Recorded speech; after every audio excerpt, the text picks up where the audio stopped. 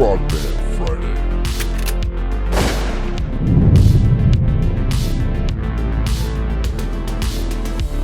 Yeah, boy. What's up, guys? It's that time again. Welcome to the Frogman Friday show. Presented by Transcend, the best peptide and hormone therapy. They put your health first so you can live more and worry less. Go to transcendcompany.com/Birdman to begin your wellness transformation today. Today, our badass guest is Michael Hall. He served 19 years as a Navy SEAL, exiting service as a Chief Petty Officer. He founded Hold the Reins in 2023, located in Cortland, Virginia. You can follow Hold the Reins on Facebook, Instagram, LinkedIn, and YouTube. And to learn more, go check out holdthereins.org. Fast note, Michael gets the award for the most Southern twang the show has ever had. Brother, welcome to the show.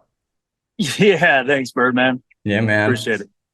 You know, it's exciting. Every time I see a guy get out and start a cause, it's always special to my heart. And what's really special about this one is I don't know much about horses, equine therapy, any of this stuff. So I really want to dig in today and learn more about it. Tell me, what made you get out of the service and say, I'm going to found this cause? Yeah, Birdman. The fact is that I still have a year left. I retired June of next year. And I think it's fair for me to say that for all the viewers and listeners out there, everything that you hear from me today is expressively my opinion alone and not supported by the DOD, Department of the Navy, or Naval Special Warfare. Having said that, that's where my heart lives. I'm a team guy. That's all I've done in my adult life as a professional career. And, you know, that's what I've been focused on in my transition, getting out of the military. How can I give back? The teams, we had a short conversation before we recorded this, and the teams have really allowed me to live just a life I never would have imagined. With all the places I've been able to go, people I've been able to meet out and inside the teams. So my passion is lying in giving back to the teams. And the way the horse came about was just my experience with the horse. So I didn't grow up cowboying, never branded a calf, never pushed cows, anything like that. So I used horses recreation, but I knew every time I was around a horse, I zenned out.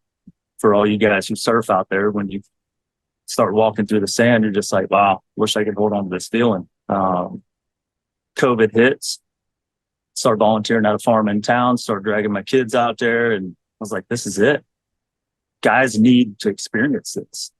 And horses aren't for everybody, fair. But there are a lot of things that people can learn from horses. Horses don't have a prefrontal cortex. They can't lie to you. They can't make up a story. They're purely emotionally driven, and they give instant feedback, unbiased feedback for anyone that's around them. So there's things that guys can give me mouth music on, but the horse will tell me something different about what's going on with them. So the horse is a unique modality in that case. This is incredible. I didn't even know that. That's amazing. You know, it's to that point, you know, we used to do a little horse work when we were doing sniper training, and just being on the horse, it was relaxing. The power, the sheer power, the capability of what that horse can do going up a mountain. I mean, they are incredibly unique animals. Right. The fact that they can't lie to you, I mean, what better friend do you need right there? That's it. So Hold the Reins. Okay, you came up with this concept. Tell me, why do you call it Hold the Reins, and what do you do? Hold the Reins came up. I had a family conversation, and I was talking to them about why I wanted to do this, the divorce rates, the suicidality, and different things that plague the military at large, and people who spend a lot of time in the red, the burnout, different things like that, and people tend to give up. And that's in the way I think about it, they drop the reins. They just say, whatever, just give up. So the name Hold the Reins comes from encouraging people to take responsibility for their own lives, to hold the reins. Reins for a horse are not for control. They're for communication with the horse. So in that light, we invite people out to have a conversation, basically narrative therapy. Let's talk about it. And that has been our focus from the beginning. And that's how we operate on the farm. Our president is Rich Garner. He's owned and operated I think he's the third or fourth generation to operate Fishtail Bar Jeep. And he grew up cowboying, went to the Navy as a search and rescue swimmer, went to Buds, went to Dev Group, and retired in 1996. He had a long career doing other things, but eventually he got back into the horses and training horses. And we got connected through a mutual friend of ours. And when him and I just started passing notes back and forth together, we were like, yes, this needs to happen. Guys need this. And it's not just the guys we focus on, of course. The wives are always welcome out. And one of the things that we hear guys say, whether it's their first or second visit, it's usually one of the first couple visits. My wife needs to see this. My wife needs to experience this. And then, there it is. There's the nucleus. If they're a single guy, that's fine. They can work on themselves. But once guys recognize what's happening inside of them, they want to share it. And they typically want to share it with the nearest and dearest person to them on the deepest relationship that they have. And that tends to be the wife. And that's what gets us stoked. We're like, okay, now we're moving. Now we're breaking big rocks here. Wow. Okay, so I'm a vet. I come to you. What does that look like? How do you mean? Like So I come to your cause. You walk onto the farm, what happens next? Yeah, exactly. Yeah, it's basically a conversation. We invite the SEAL, SWCC, and EOD community to come out, whether they're active duty, retired, veteran. If you've been in teams or NSW for 1 month, you're still welcome out. And there's a lot of guys out there who think to themselves, there's someone else that needs this more than me.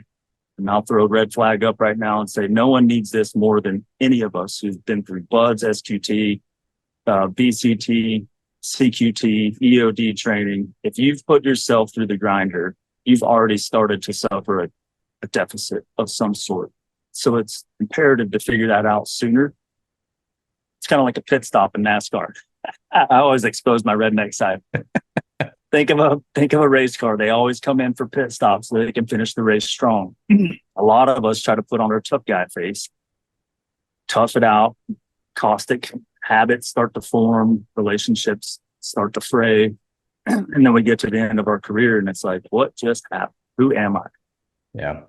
I've burned a lot of bridges. I've tried to shoulder all the weight. Sometimes it becomes unbearable. Sometimes guys grind through it. However, we try to treat everybody as individuals. When they come out, we take all of those things into consideration. And we just have a conversation and try to understand why you're out there. Birdman, if you came out, we just sit down and have a conversation. Why are you here? What do you want to work on? What's your experience level with horses? What's your top 2 challenges in your physical life, your mental life, your spiritual life? Because the horse can, all the things we do with the horse, we can talk about those things in our metaphors and paradox. We can create as dull or as deep of a conversation as what you would want to have. But after that conversation, the first visit is basically getting to know the horse and understanding how to build a relationship with the horse. Everything, catching them, putting the halter on, going through the grooming process, and typically getting on bareback. Wow. Creating that intimate relationship and that intimate connection. That's amazing. That's incredible. Wow. That's really neat. It's funny that you say that stuff because I'm sure that you'll see a lot of similarities with guys coming to you, same types of similarities that they're struggling with or going through. Boy, it's needed more than ever because I love that fact when you say it's just you're in the red so long. For me, like when I got out of the service, I don't feel like I had a connection to myself. Like I'd given what I had for the community. And, I got in when I was a kid. So I joined, that's all I knew. And then I dedicated everything because that's what you do. It's not like you're going above and beyond. You're doing the job, because your brothers, it's all for your guys next to you. But then you get out and you're like, I have no clue who I am. I don't know myself. I was a kid and I'm apparently an adult.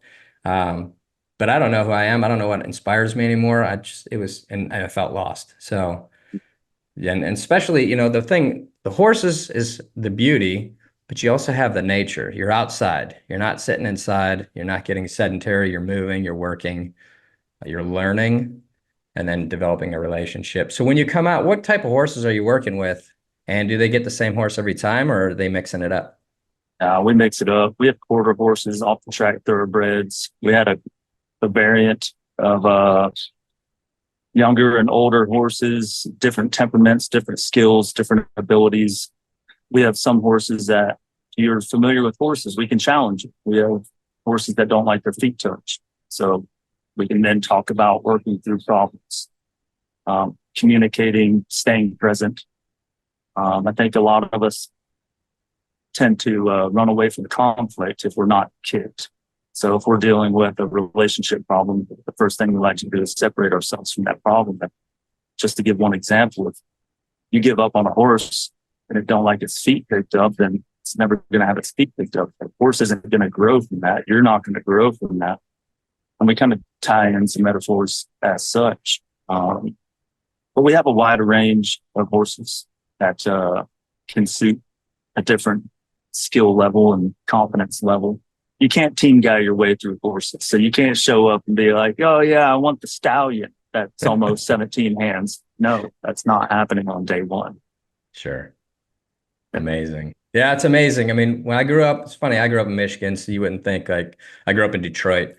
You wouldn't think that I'd had any horse experience, but we ended up having a small farm and we had a couple quarter horses, and I wasn't given really any training other than, let's get the saddled up and let's get on it and start riding. And I would ride it every time we were out there. And it was amazing because we were walking through high brush one day and he climbs into, shouldn't have been in there, but he was climbing anyway, eating some of the grass. And then he got caught in barbed wire. Couldn't see it. Scared him. He jumped, tore his chest open a little bit, bucked me off, smashed my face on the ground. I'm bleeding. He's bleeding.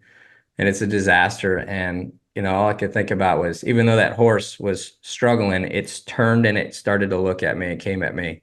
And not in a defensive way, but just in a really cool, calm, positive way. And I could see his chest torn open. And so, of course, we went our separate ways to go to the hospital to get fixed up. He went to the vet. But immediately when I got done, I was like, I don't want to do it. And my stepfather at the time was like, you got to get back on that horse. Oh. And I was like, all right. And I did. And it was an instant bond. And all I wanted to do out there, we had four-wheelers, we had all this Gucci stuff. And I was like, no, I want to ride the horses. And so pretty cool. I mean, not going through your program, I know what you're talking about to a small degree. It's incredible. So do you have programs set up, or is it we come in and we go through, we sit down, we have our chat, and then we start working with the horses? We have wickets that we like to hit, but there's no set program simply because everybody's different. Okay. Everybody's journey on the farm tends to start in the same place, but goes different directions. Okay. Now you mentioned that you got Naval Special Warfare, SWCC, some of the special operations coming out. Do you have other sides coming out too, or is this purely for NSW and Special Warfare? Yeah. If someone gets referred to us, we haven't said no yet. We had a young veteran Marine officer come out, and he was actually the brother of a guy I served with at SEAL Team 8. And we welcome him. We want to focus on NSW because that's what Rich and I know. And as you very well may know, team guys trust more in other team guys. Yeah. I'm sure it's like that in SWCC communities. Boat guys trust most in boat guys. The EOD guys trust most in EOD guys. But if someone can come out and not worry about those things and just focus on themselves and allow us to do the introduction to the horse and help them with their experience at the farm, then they're welcome. We had a guy who went to Bud's prep but didn't make it through to Bud's. He often said, I don't feel like I deserve to be here. It's like, well, you're here. You deserve to be here. God put you here. God put us here. We're here. Stay here. Don't worry about the voices in the back of your head. Initially we wanted to bring in EMS, firefighters, cops, nurses, because those, man, I tell you, I could go off on a tangent about first line or frontline medical workers and first responders, because us in the military, I'll just give you the clip notes of it. I think us in the military, we do our job not in the United States. We go on deployments to austere locations and then we fly home and we're safe. Those men and women, they go do their job in the same community that they live in. And they work 80% of the time, 90% of the time, and train 10 or 20% of the time. Whereas we in the military train 80 or 90% of the time and work 10 or 20% of the time. Is there any less effect on the mind and the nervous system? Arguably, I don't know. But there are different stressors that come with it. Considering we're just a startup nonprofit, we wanted to start small. We wanted to use NSW as our focal point, but we still welcome everybody out. That's awesome, man. You're 100% right. I've been dealing with fire, EMS, and police with our organization for the last 12 years. And you think about they're operating in their own communities. So when they do a call, they're going to run into somebody they know at some point. And then they take that home with them. And it's not like they have anywhere to go back to. So 100%. And the constant ambulance rides and seeing all the chaos. You're 100% right. So I love what you're doing, man. And we're going to blast this thing out to everybody. Tell me, where are some of your limitations right now? How can people listening help you? How can they get behind you? What do we need to know? We got started on a interest-free personal loan of $100,000 that we have to pay back in 4 years. So it's my responsibility to bring in cash, but the things that we want to do require money. We need to put in a covered arena, somewhere that offers protection from the elements. Hurricane season rips through here. It rains 45% of the year of the calendar year. The ground can get soupy and unsafe for the riders and participants. So we're trying to put in some infrastructure that allows us to operate year round. And we want to build a farm so that it's open every day of the year in case someone wants to come out. Neither Rich nor I are paying ourselves. All the money goes straight into the program. The program is free to anyone who comes out. And if someone comes in from out of state, we'd like to set ourselves up to cover all those costs. So we need help in financial side of things, networking into other companies that want to support us. If there are companies out there that like to feed our horses for the next 2-3 years, that'd be great. Offer building materials, also put in some cabins for families that want to go on a little retreat. It's those sort of things, building out the program. We're still in that infancy phase, and we have a direction that we want to go. We just need to have the means to get there. Check. Okay. So donations, support and supplies, infrastructure, people to come out and volunteer. Volunteerism, excellent. Okay. Got it. I will, when we jump off here, I got some connections I'm going to introduce you to for sure. Good I appreciate people. that. Yeah, man. So let me ask you a question, man. So if somebody's coming out, whether it be them or their family, is there a set schedule? Do you come in for a day, 2 days, a week, or is it kind of ebb and flow? Yeah, it's dependent on what the participant needs or their family needs. If they're local, we found the sweet spot to be about a 2 to 4 hour visit to the farm. There's about an hour drive to get out to the farm, and that's a nice drive to disconnect from the hustle and bustle, from the routine. It allows people to just empty their mind, come out to the farm, enjoy themselves, have their experience, and then that hour drive home, it's time to reflect. And what we're being told by our participants that bring their wife out, couples that come out, that ride home, they haven't talked to each other that much and been that excited about life in a long time, since like they were dating.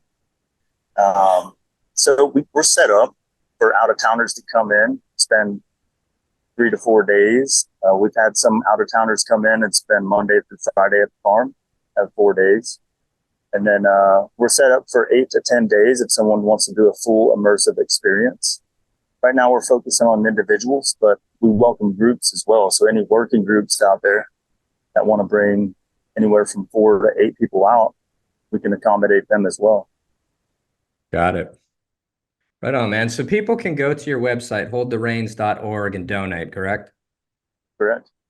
So everybody heard me saying that. That wasn't a possibility. That was a request. So if you, when you go to holdthereins.org, if you can make a donation, we would truly greatly appreciate it. I love what you're doing. One thing that I've noticed during this conversation that is very impressive is when I started the charity, I didn't know what I was doing. And so I had to drink through a fire hose and, made many different mistakes. And I've seen a lot of guys get out and they do similar things. They just have these humongous dreams and they want to change the world and all this stuff, which is awesome. And I'm not putting that down.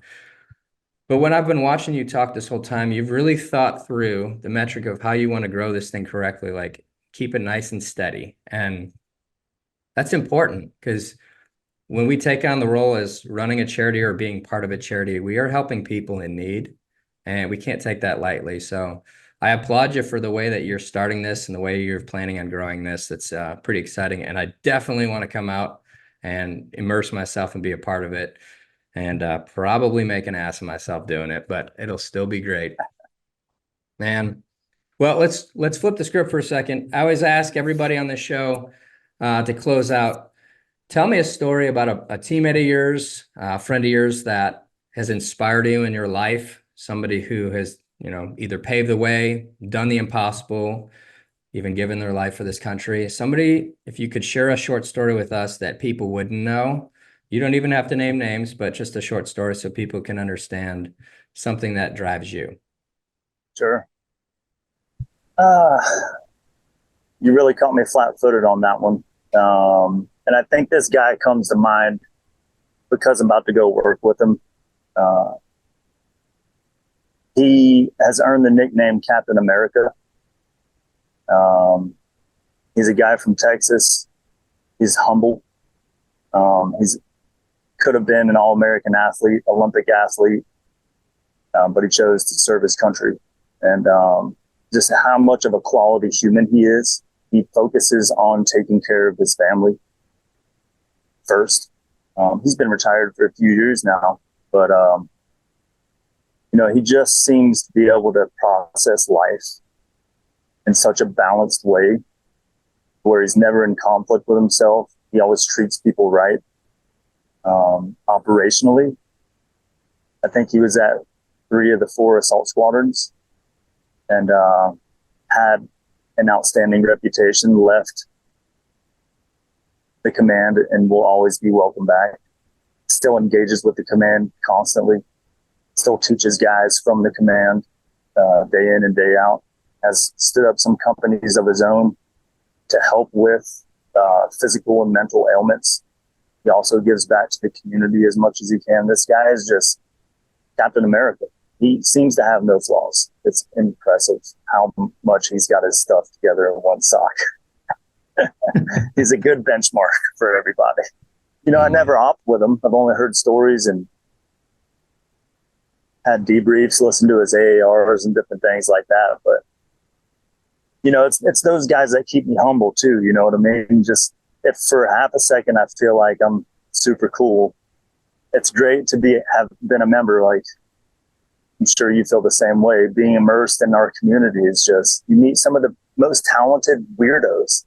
Like, there's just such a wide range of people in the teams. You're like, man, that guy's so weird, but he does this better than anybody I've ever seen. Or, you can't tell me you grew up in a trailer park. You're one of the smartest people I met. What do you mean you gave up you went to an Ivy League school and came to the teams? There's just so many people out there that's like, when you think you're the best at something, you're not paying attention.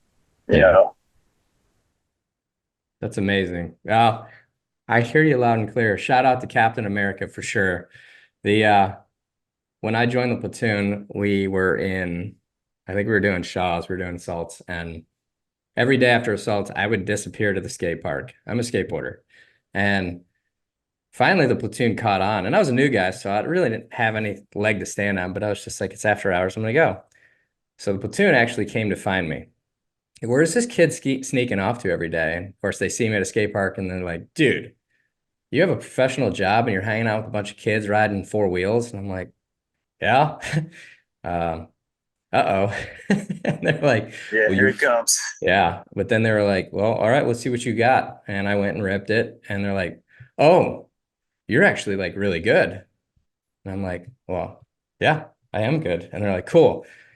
All right, well, as long as you're doing it as good as you possibly can and represent the community well. And I'm like, cool, I'm going to do that. So I had to have every one of them drop in and try, and every one of them ate crap, and there was like complete soup sandwich on the ground, and it was so fun, and it just built this camaraderie. But going back to your point, you have such a eclectic group of people that come from so many different walks of life and add so much value being there. It is a cool land of misfit toys for sure. So It is, yeah. thanks for sharing that, brother. All right, well, there you have it. Michael Hall with Hold the Reins. Go check out holdthereins.org. Make a donation. If you can volunteer, if you can support, there it is right there. Outstanding. We'll be pushing you out, brother, and I appreciate your time, appreciate your service, and most importantly, I appreciate what you're doing to continue the fight for those who are continually serving. Yeah, thank you, Birdman. Absolutely. Yeah, man. Well, there you have it. Michael Hall with holdthereins.org. It's a very cool organization. You know, over the years, I've seen a lot of different charities. You know, I've been out since 2010, so 14 years now. And being involved with causes and then seeing all these different charities come to fruition, you can sense the ones that are going to grow to be something big versus the ones that might just stay mom and pop shop. And this one's really cool because the leadership, for what you don't know, is Mike's an absolute badass. You know, we don't really touch on his military history, but he is an absolute badass. He makes me look like I haven't even served. So I appreciate you, brother, being on. I appreciate what you're doing to continue the fight. And everybody go check out holdthereins.org and support Michael as he grows this venture. Remember, we always talk about health and wellness. Take care of yourself. If you haven't gotten your blood panels, go to Transcend Company to get those today. You go to transcendcompany.com/Birdman. It's never too late to get started.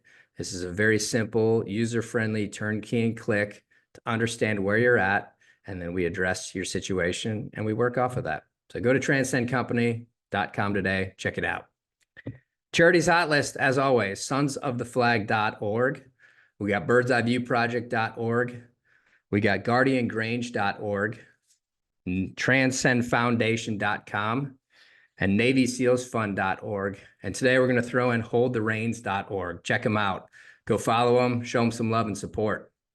Again, if you're a history buff, go check out Sons of the Flag, real accounts from the last 100 years of American service. It's on Amazon. Last but not least, go check out @7x.project on Instagram and follow us as we get ready to release our Human Performance Project manual and series. It's going to be awesome. Again, if you're not subscribed and following, check that notification button on YouTube to get updates on the episodes. We drop a Frogman Friday episode every single Friday. We do one a week. So make sure if you're not subscribed, go subscribe today on YouTube. We're also on Spotify. Check us out, follow us, give us feedback. How could we do more? How could we do better? Appreciate your time. Love you guys. Frogman.